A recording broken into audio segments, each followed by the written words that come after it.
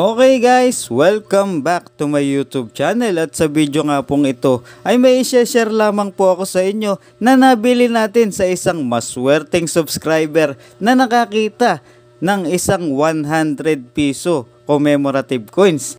At ito nga po yun mga kabarya, at nabili po natin ito kay Sir Oliver Paul Durupa. Siya po ay taga Malolos, Bulacan lang din po mga kabarya.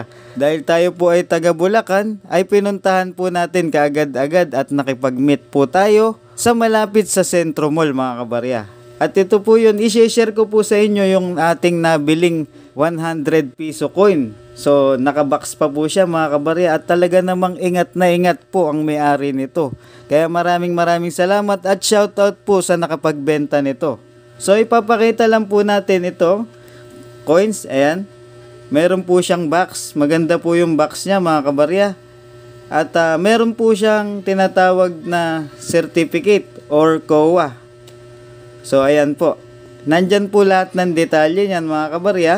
At ang technical specification, material Nordic gold, metallic, composition, ayan, nakasulat po dyan.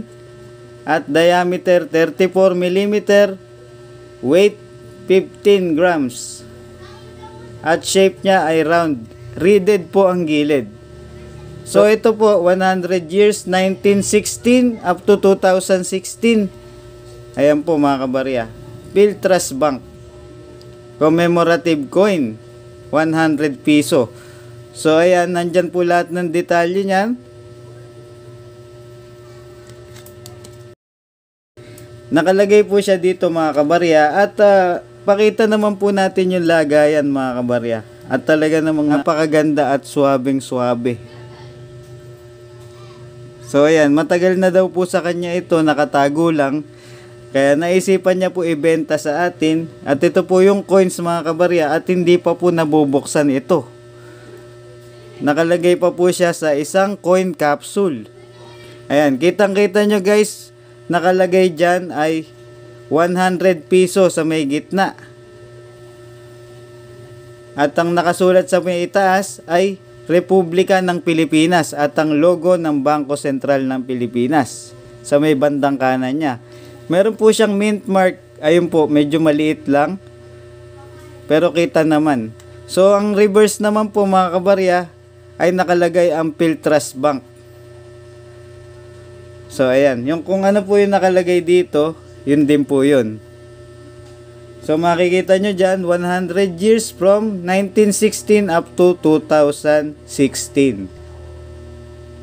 PTC. Philtrust Company yata ibig sabihin yan mga kabarya. Okay? Siyempre, sinare ko lamang po ito para kung sakaling mayroon din kayo makita mga commemorative coins na katulad nito nakabox. Bali, 3 na po yung commemorative coins natin mga kabarya na nakabox. Meron po tayo ditong 500 peso Pope Francis. Ayan mga kabarya. At nabili din po natin ito sa isang maswerteng subscriber. Meron din po tayo ditong commemorative coins, nakabox at COA. Ayan, 75th Quezon City Founding Anniversary. So, yan po yung coins mga kabarya. Nabili rin natin to sa isang maswerteng subscriber nang nakakita ng mga ganitong uri ng barya. So, kung may mga commemorative coins po kayo na ganito, mga nakabox, ay patuloy po akong bumibili mga kabarya. I-send nyo lamang po ang picture sa ating Facebook page para makita ko po. Okay? At kung bago ka pa lamang po napadpad dito sa ating channel, ay marami po akong klase ng baryang binibili. Katulad na lamang ng mga barya na nasa ating sirkulasyon. Yan po yung mga pangunahin kong binibili mga kabarya, at mga silver coin. Okay? Ang gagawin nyo lamang po ay hanapin nyo lamang po yung ating Facebook page na Bulacan Coins Buyer PH. Pag nakita nyo po yun mga kabarya, ay pwede na po kayong mag-direct message. At picture lamang po ang isesend nyo mga kabarya. Huwag po video kasi hindi po nakikita yun. So picture lamang po ang isend nyo. Kapag nakapag-send na po kayo, kung tumpak naman sa aking hinahanap, ay ako na mismo po ang magre-reply sa inyo, at doon na po tayo magkakaroon ng transaksyon, at doon na po tayo magkakabilihan ng inyong barya. Katulad na lamang ng mga nabibilihan natin, nag-unbox po tayo dito at nakikipag-meet up. So, yung mga video po natin, pwede nyo pong balikan yun at aralin nyo po kung ano yung mga patuloy kong binibili.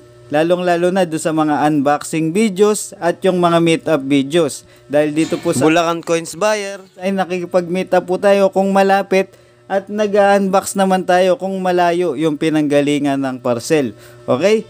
Sana po sa mga bago ay makapagbenta din po kayo dito sa ating channel. At hihintayin ko po ang inyong mga mensahe mga kabarya. Sana po mabentahan nyo din ako at nang madagdagan ng ating mga koleksyon.